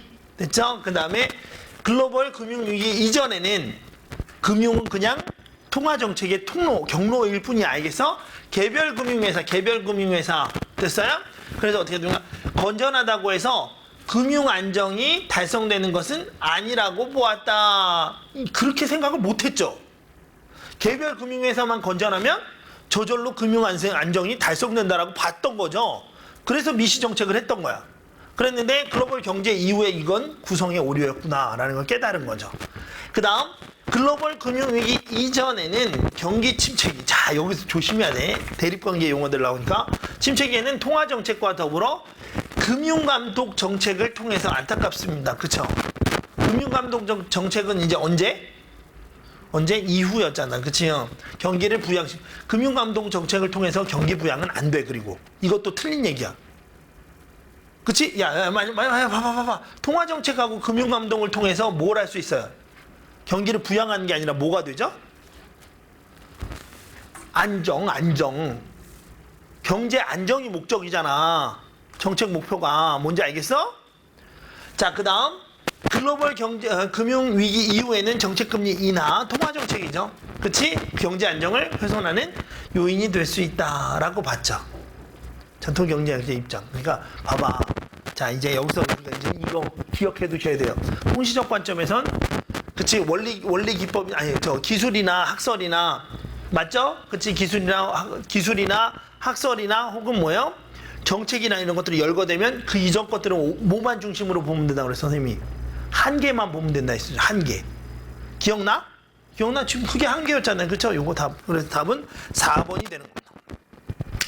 그 다음에 이거는 그냥 헛소리죠. 경기 변동이 자산 가격의 변동을 유발하나, 자산 가격의 변동은 경기 변동을 유발하지 않는, 무슨 개소리예요 이거. 안 나오기도 했고 말도 안 되는 소리예요. 알겠습니까? 이거 말도 안 되는 소리입니다. 그래서 이거 왜 말도 안 되는 줄 알지? 경기 변동이 자산 가격에 경기가 침체되면 자산 가격은 어떻게 돼요? 떨어지죠. 그리고 자산 가격이 변동해. 만약에 자산 가격이 떨어지면 다시 어떻게 되는 거예요? 침체 기기가 더 심화되죠.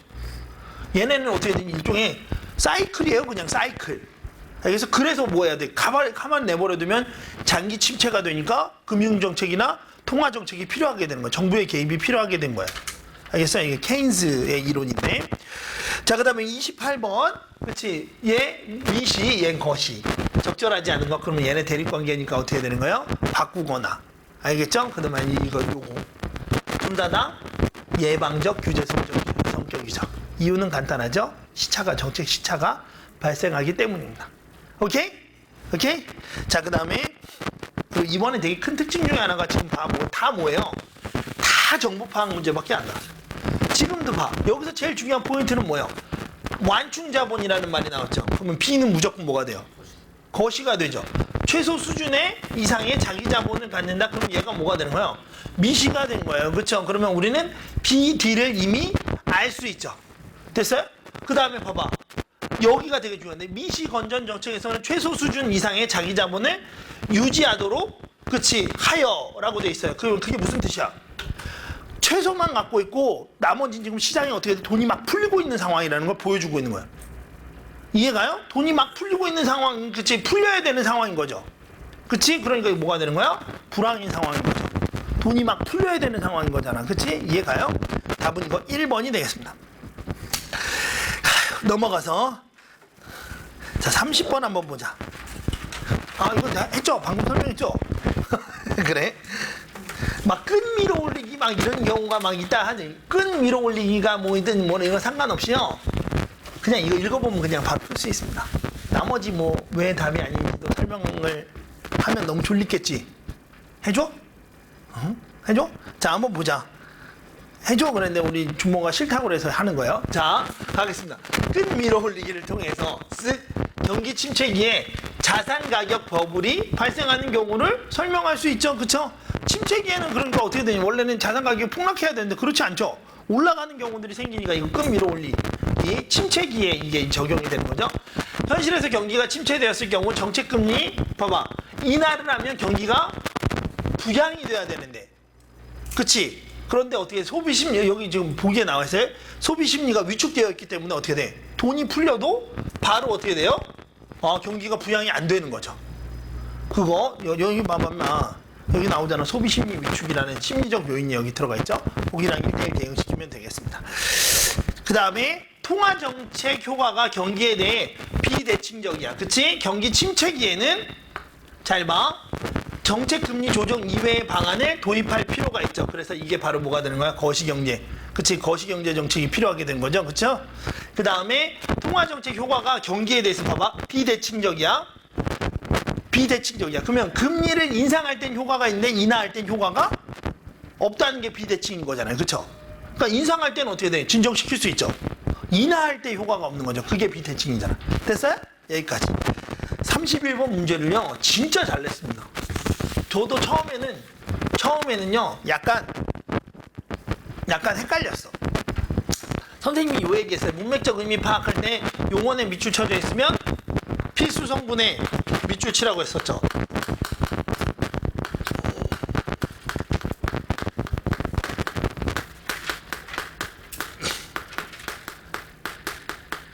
필수 성분의 의미상 유사성, 그쵸? 그 다음에 또 뭐라 그랬지? 통사 구조의 유사성.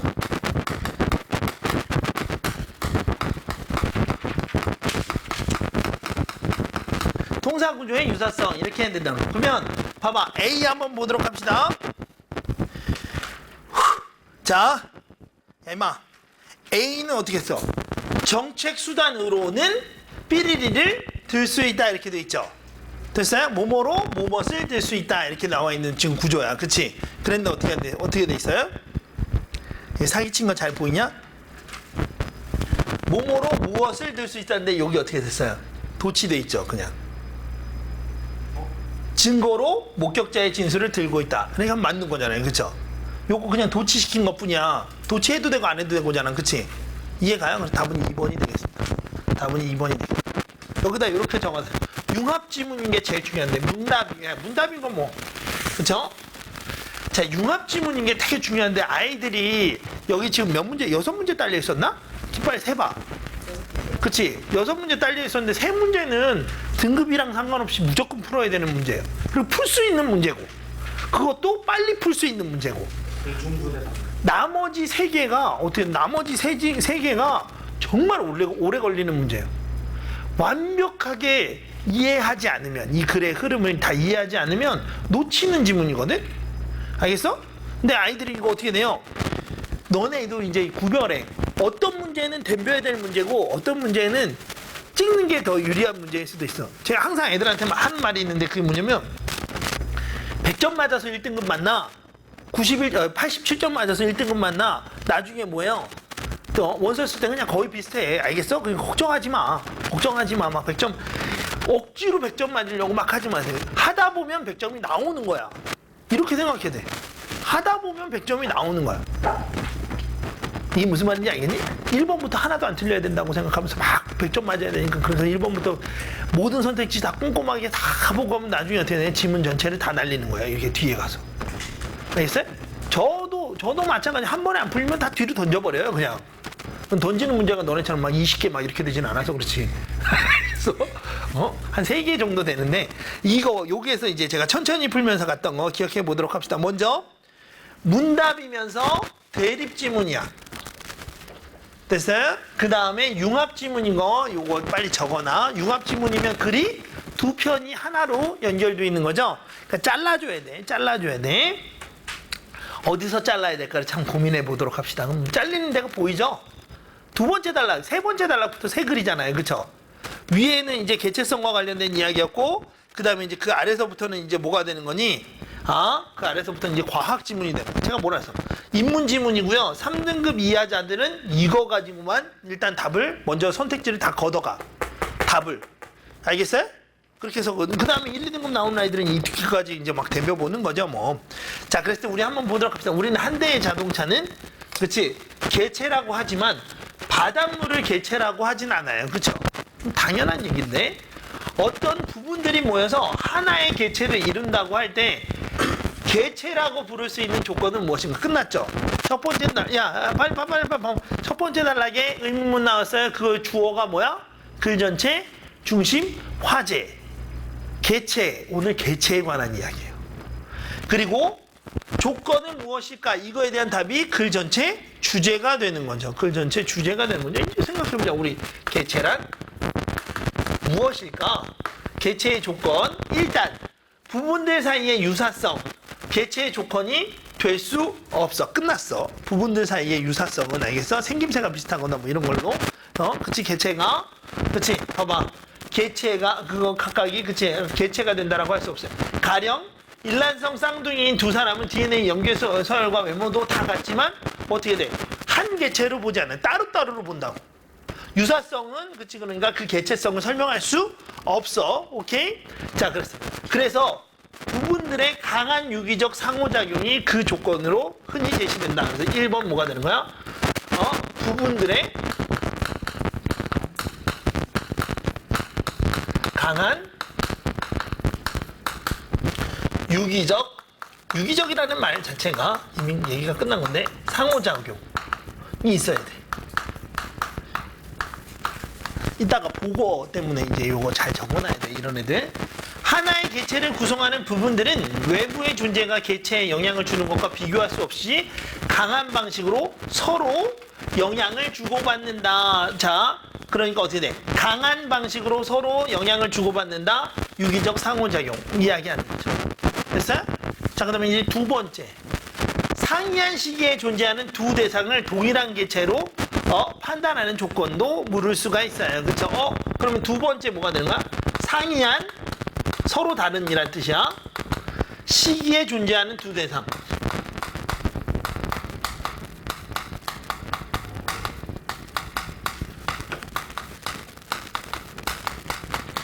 상이한 시기에 존재하는 그치? 두 대상을 동일한 개체로 판단하는 데 있어서의 그 조건 뭐가 되는 거야? 그것은 두 대상 사이에 뭐라고? 인과성. 자, 잘 봐. 동일한 개체라고 볼 수 있는 부분적 요소는 바로 뭐가 되는 거야? 유기적 상호작용인 거죠. 그 다음에 서로 상이한 시기에 존재하는 두 대상, 그러니까 김현석이죠. 어렸을 때 김현석과 지금의 김현석. 그치? 하나의 개체죠. 김현석이죠. 이렇게 볼 수 있는 이유는 어렸을 때 그 내 부분과 지금의 내 부분이 강한 상호작용을 하기 때문이 아닌 거잖아요. 그쵸? 이해가요? 저 어렸을 때, 태어나서, 아니, 그치, 완전 어렸을 때 있죠? 정말 귀엽고 깜찍하게 생겼었단 말이야. 그 귀엽고 깜찍함이 지금 어때요? 저하고 강한 상호작용을 합니까? 안 합니까? 해요. 자, 그래서 가도록 하겠습니다. 인과성이지. 그 어렸을 때 김현석이 지금의 김현석을 만드는 인과성이죠. 과거의 나와 현재의 나를 동일하다고 볼 수 있는 건 상호작용 때문이 아니라, 이거 잘 봐야 돼. 인과성 때문이야. 그러니까 하나의 개체를 공시적 관점에서 봤을 때 동일한 개체라고 볼 수 있는 이유는 유기적 상호작용인 거고, 통시적 관점에서 봤을 때 동일한 개체라고 볼 수 있는 건 인과성 때문인 거고. 공시하고 통시 뭔지 알지? 시간을 정지해서 그 대상을 바라봤을 때의 개체성을 파악하는 방법이 요거. 시간을 통과하면서 보는 거, 그쵸? 그게 인과성이 됩니다. 자, 그랬을 때 계속 과거의 나와 현재의 나와는 세포 분열로 세포가 교체되는 과정을 통해 인과적으로 연결돼 있고, 또 나가 세포 분열을 통해 새로운 개체를 생성할 때도 나와 나의 후손은 인과적으로 연결돼 있죠. 그쵸? 그치? 봐봐. 우리 아버지 없으면 나도 없어. 그러니까 이건 강한 상호작용이 아니라 뭐가 되는 거야? 인과성이 되는 거죠. 그쵸? 그 다음, 우리 아버지하고 나하고 현재 공시적 관점에서는 어떻게 돼? 다른 개체야. 무슨 말인지 알겠어? 그런데 통시적으로 보면 어떻게 되는 거야? 아버지하고 나는 인과성 때문에 뭐가 되는 거야? 동일한 개체를 볼 수 있다는 거야. 김가네라는 무슨 말인지 알겠어? 비록 나와 나의 후손은 동일한 개체 아니지만 나와 다른 개체들 사이에 비해 더 강한 인과성으로 연결되기 때문에 우리 집안이라는 동일한 개체성을 갖게 되는 거야. 이제 이해했어? 그래서 이거 공시냐 통시냐를 꼭 이해하셔야 돼. 시간을 바라보는, 그치? 관점. 자, 여기까지 끝났어. 그 다음부터는 이제 뭐 하는 거야? 이제 과학 지문입니다. 여기서 큰 마음 먹고 들어가야 돼. 이 과학 지문이 결국 뭘 설명하는 거예요? 개체성을 설명하는 지문이야. 그럼 저 위에 거로만 있고 몇 번? 일단 이거 봐봐라. 우리 여기서 확인할 수 있는 거 37번 무조건 풀어야죠. 그치? 37번 그냥 다 풀리는 거잖아. 그치? 됐어? 그리고 이거 뭐예요? 내용 전개 방식이잖아. 제시한 후 그러면 이 앞에가 다 뭐가 돼? 첫 단락 부분이랑 관련돼 있는 거잖아요. 그쵸? 이거 풀 수 있죠. 그 다음에 어휘 42번 어휘 그냥 풀어야죠. 등급이랑 상관없이, 아니 지문 이해랑 상관없이 요거 풀 수 있잖아요. 그 다음에 어떻게 돼 있습니까? 여기 38번 윗글에 대한 이해로 적절하지 않은 거 요거 있죠. 요거 정보 확인이니까 풀어야 돼. 이거 왔다 갔다 하면서 풀 수 있어요. 알겠어요? 요렇게. 자, 그랬어. 그 다음 여기 한번 보자. 그 다음 질문 한번. 개체성에 대한 이러한 철학적 질문 끝났죠? 그럼 이 위는 무슨 얘기한 거야? 인문지문이라는 걸 알려주고 있죠. 됐어요? 얘는 철학지문이라는 거야. 인문 철학지문이라는 걸 얘기해 주고 있어요. 생물학에서도 이제 이 밑으로는 이제 과학지문이다. 생물학에서도 중요한 연구 주제가 된다. 그래서 이제 두 편의 글이 되는 거야. 여기까지는 뭐가 되는 거야? 철학적 개체성에 대한 철학적인 입장이었던 거고 끝 한 편 글이 끝났어요. 이제 개체성에 대한 뭐 똑같이 대응하면서 뭐 얘는 생물학적 관점이야. 계속 개체성이 머릿속에 있어야 돼. 생명체를 구성하는 단위는 세포야. 세포는 생명의 고유한 유전적 정보가 담겨있는 DNA를 가지면 이를 복제하고 증식하고 번식하는 과정을 통해서 자신의 DNA를 후세에 전달한다. 뭐랑 똑같은 거야? 나하고 우리 아버지가 되는 거죠. 그쵸? 그러니까 이거 지금 뭐가 되는 거야? 후세에 전달하는 건 인과성하고 관련이 있겠죠. 됐어요? 세포는 사람과 같은 진핵생물의 진핵세포와 박테리아나 고세균과 같은 원핵생물의 원핵세포로 구분된다. 끝났어요. 그쵸? 이거 어떻게 돼? 대립관계. 빨리. 됐어? 그래서 이제 보자. 세포의 개체성에 관한 이야기를 해봅시다. 두 가지로 나뉜대요. 얘는. 빨리 적어놔야 돼. 진핵세포와 원핵세포. 그 다음에 원핵세포.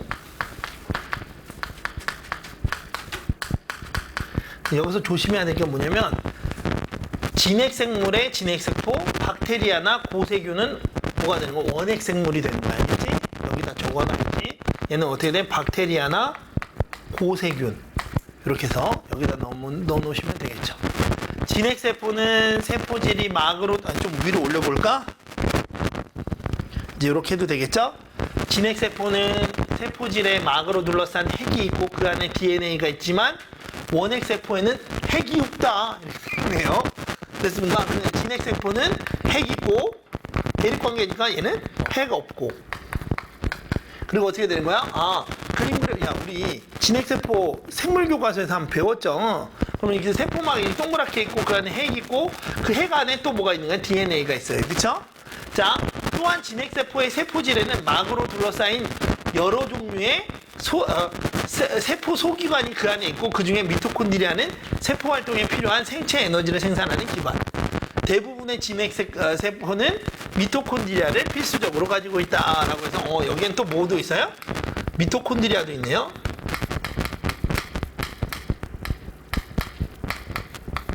그치? 그런데 얘는 뭐 한다고? 생체 에너지 생성.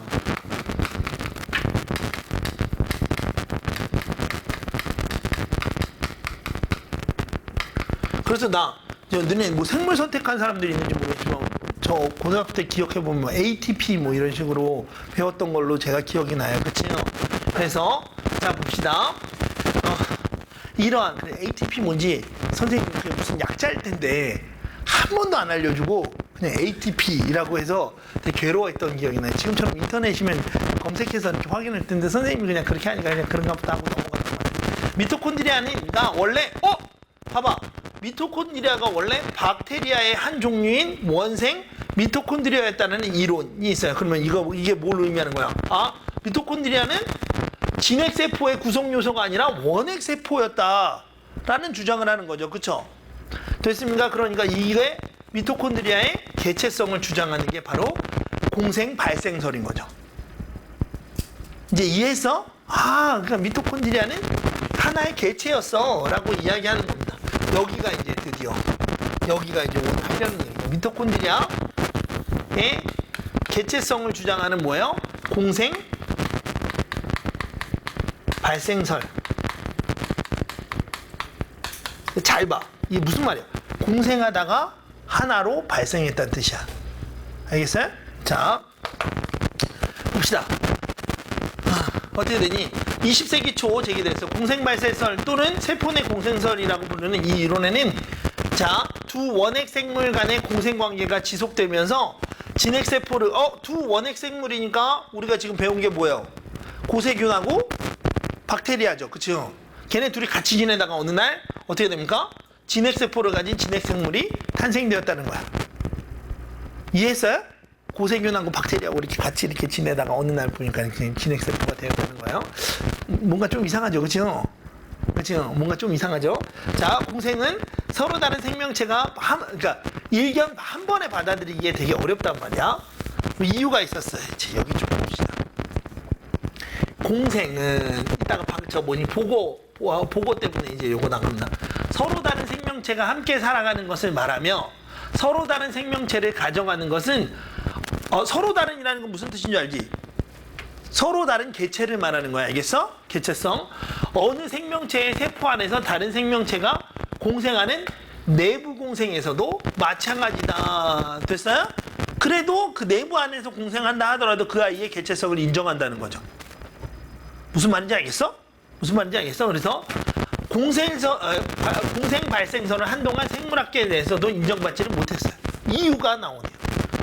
미토콘드리아의 기능과 대략적인 구조 그리고 생명체 간의 내부 공생의 사례는 이미 알려져 있었어. 그럼에도 불구하고 미토콘드리아가 과거에 독립적인 생명체였다라는 거, 다른 말로 하면 뭐야? 개체였다라는 걸 쉽게 믿을 수가 없었기 때문이다라는 거예요. 됐어요? 어느 정도 걔가 나름의 기능을 갖고 있다라는 걸 알고 있었음에도 불구하고. 됐어요? 그리고 한 생명체가 세대를 이어가는 과정 중에 돌연 변이와 자연 선택이 일어나고 이로 인해 종이 진화하고 분화한다고 보는 전통적인 유전학에서 두 원핵 생물 간의 결합은 주목받지 못했다라는 거예요. 왜냐면 따로 하나에서 진화라는 게 뭐예요? 하나에서 분화돼서 나가는 거지. 분화되어 있는 게 하나로 합해지는 건 진화에 대한 진화론에는 없어요. 그 전제가. 무슨 말인지 알겠어? 그렇게 돼 있는 거야. 그리고 말도 안 된다. 그러다가 끝났죠. 여기 전자현민경의 등장입니다. 내부까지 세밀히 관찰할 수 있게 됐고, 자 여기 형광펜으로 비춰진 거 별표. 이게 다 뭐가 되는 거야? 봐봐. 이게 뭘 증명하는 사실이에요? 미토콘드리아의 개체성을 증명하죠. 뭐합니까? 세포에게 DNA와는 다른 DNA가 있어. 그러니까 다른 애인 거야. 그치? 단백질 합성하는 자신만의 리보솜을 또 가지고 있어요. 그 안에 있으면서 뭐 하는 거야? 자기가 자기 맞벌이 다 하고, 그리고 나는 다른 사람인 거야. 알겠어요? 자, 됐네. 됐어요. 여튼, 자, 같이 있어요. 이거 한번 봅시다. 공생 발생설에 따르면, 이게 중요한 얘기죠. 이거 중심화제야. 그치? 진핵생물은 원생 미토콘드리아가 고세균, 야, 봐봐. 고세균은 뭐였지? 원핵세포였어. 그치? 원핵세포. 고세균의 세포 안에서 둘이 공생을 하다가, 됐죠? 됐어요? 둘이 공생을 하다가 어떻게 되는 겁니까? 고세균의 핵의 형성과 원핵세포, 그러니까 두 개가 만나서 내부 공생 중에서 어느 것이 먼저인지는 논란이 있지만 고세균은 세포질에 핵이 생겨서 진핵세포가 되고 원생 미토콘드리아는 그 안에 소기관으로 들어가게 되었다라는 게 공생 발생설입니다. 됐죠? 그러니까 두 개의 원핵세포가 만나서 어느 날 하나는 진핵세포가 된 거고 하나는 소기관이 되었다가 공생 발생설이 되는 거예요. 이해했죠?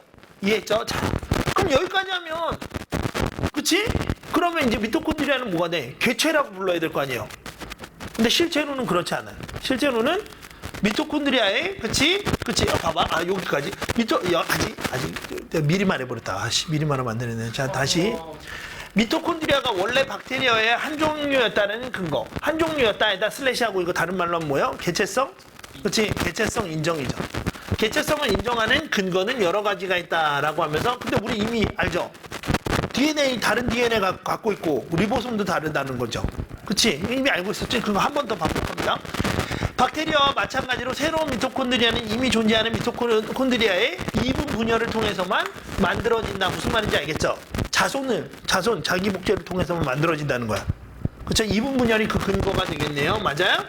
그 다음, 미토콘드리아의 막에는 진핵세포 막의 수송 단백질과는 다른 또 다른 수송 단백질, 자기 단백질을 갖고 있는 거잖아요. 그쵸? 그게 뭐야? 포린이 존재하고 박테리아 세포막에 있는 카디오리핀이 존재해요.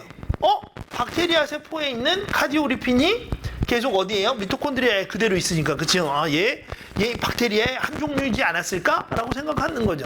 그 다음 세 번째, 리보솜 아까 얘기했잖아. 그치? 박테리아 리보솜과 더 유사하다. 이렇게 돼 있습니다. 이게 1, 2, 3번 빨리 번호 매겨 개체성을 인정하는 이유예요. 됐어요? 됐어요? 정리 잘해야 된다. 지문 엄청 잘 만들었어요. 자, 그 다음. 그랬는데 다시 이거 봐봐. 여전히 고유한 DNA와 자기 목재 증식이 이루어지는 것, 앞의 내용을 요약한 거죠. 그러니까 다른 말로 하면 뭐가 되는 거야?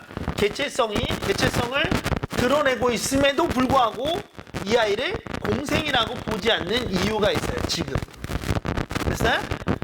얘는 그러니까 어떻게 개체성이 있음에도 불구하고 공생이라고 하지 않는다고. 그럼 빨리 그거 찾아야지. 이게 이제 여기서부터가 페이크야. 공생이 아니야.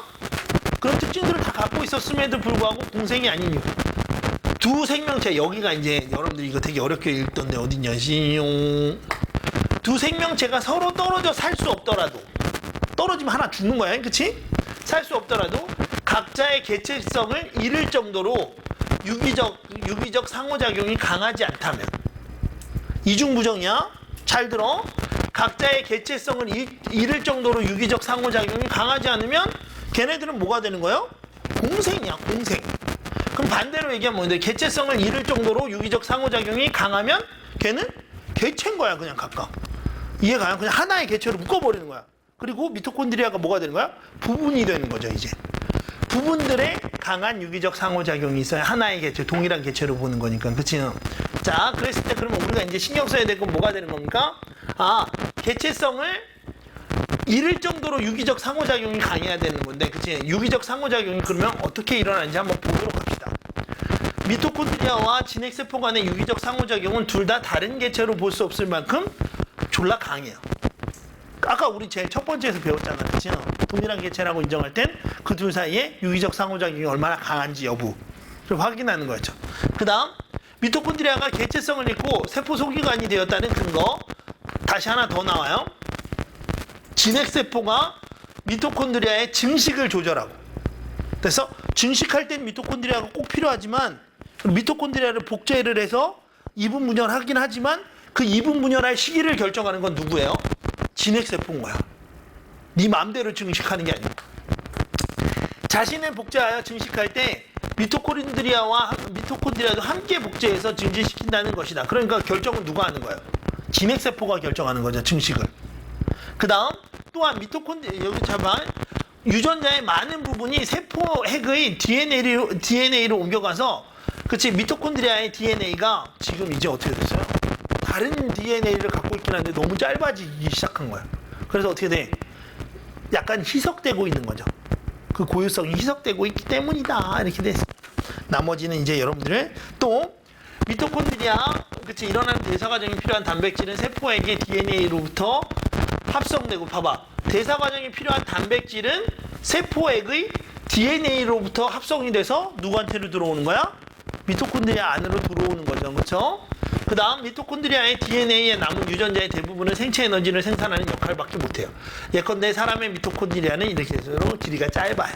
자, 여기까지 가도록 하겠습니다. 답은 3번. 제가 이거 했던 이유는 뭐 때문이야? 중심화제 2개 엮은 거죠, 그냥. 논지전개 방식 제가 이야기했었습니다. 중심화제 2개 엮이면 돼요.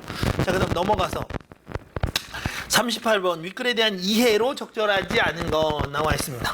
유사성은 개체성의 조건이 될 수 없죠. 제일 첫 번째 단락이 됐습니다. 끝. 바닷물 개체라고 말하기 어려운 이유는 뭐가 때문이야? 유기적 상호작용이, 그치, 약하기 때문인 거. 이것도 개체성의 조건이었잖아. 그치? 그 다음 미토콘드리아를 복제하기 위해서는 세포 안에 또 뭐가 이분 분열해야 되잖아. 그치? 그러니까 미토콘드리아가 반드시 있어야 하고, 대신에 증식 여부는 누가 결정해? 진핵세포가 자기가 증식하면서 미토콘드리아도 같이 증식시킬 수 있게 해주는 거야. 미토콘드리아의 대사 과정에서 필요한 단백질은 미토콘드리아의 막을 통과해서 세포질로 이동하는 게 아니고 이거 반대 방향이죠. 진핵세포가 단백질을 만들어서 미토콘드리아한테 주는 상황인 거예요. 그렇죠? 그러니까 이 방향이 틀렸습니다. 이게 답은 4번. 진핵세포 되기 전에 고생균, 그러면 얘는 원생 미토콘드리아의 보다 진핵세포와 더 강한, 그렇지, 인과성으로 연결돼 있다. 됐죠? 요거까지 연결하시면 되겠습니다. 39번. 아이고, 야, 이거 봐봐라. 유일한 추론하기 문제예요. 2번 6월 모평의 유일한 추론하기 문제예요. 근데 유형만 잘 보면 돼. 기억의 이유로 적절한 거죠. 그러면 기억이 뭐예요? 기억이 결과, 선택지가 이유, 인과죠, 인과. 그러니까 결국 인과가 딱 맞아떨어지는 애가 누구냐라는 거죠. 기억을 한번 보도록 합시다. 기억이 뭐였죠? 다시 읽어나가요. 그치? 공생 어디냐? 발생설은 한동안 생물학계로부터 인정받지 못했다. 이유는 여기 밑에 있잖아. 그치? 이렇게 나와있잖아. 미토콘드리아가 과거에 독립된 생명체였다는 걸 쉽게 사람들이 믿을 수 없었기 때문이야. 말 바꾸기 나왔죠. 뭐예요? 과거에 독립된 생명체 개체성이 되는 거죠. 됐습니까? 개체성을 인정받지 못했기 때문이죠. 됐습니까? 그러니까 그 개체성과 관련된 선택지 바로 뭐가 돼? 자신의 고유한 유전자 정보를 가지고 있거나 가지고 있거나 아니면 리보솜도 괜찮아요. 그쵸? 리보솜이나 DNA가 다 이 안에 포함되는 거죠. 그쵸? 요거 이야기하는 겁니다. 답은 5번이 되겠습니다. 그 다음에 여기다가 밑줄쳐봐. 진핵세포의 소기관을 연구한 결과들이야. 각각의 세포 소기관이 박테리아로부터 비롯되었다고 판단할 수 있는 것, 바로 뭐가 되는 거야? 개체성을 인정할 수 있는 근거로 적절한 것이 나와 있었잖아요. 그쵸? 그럼 뭐가 돼? 아까 우리 이분 분열하는 거하고, 그 다음 뭐예요? 자신만의 DNA를 갖고 있는 것과 리보솜, 그쵸? 리보솜 갖고 있는 거 이야기하는 거였죠? 그치? 그 다음에 뭐가 되는 겁니까?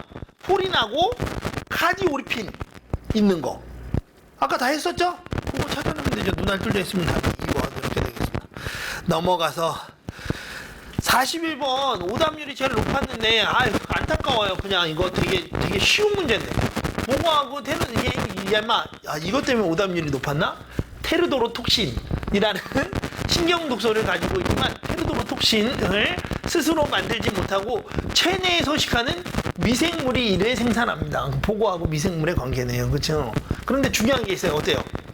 미생물 제거에도 보고는 어떻게 돼? 죽지는 않았어요. 그러니까 따로따로 지내는 거죠. 강한 뭐가 없어요. 유기적 상호작용이 없는 거죠. 강한 유기적 상호작용이 없기 때문에 뭐가 돼? 공생관계. 이제 이해했어? 이해했어? 자, 그 다음에 여기 더 중요한 말 나오잖아.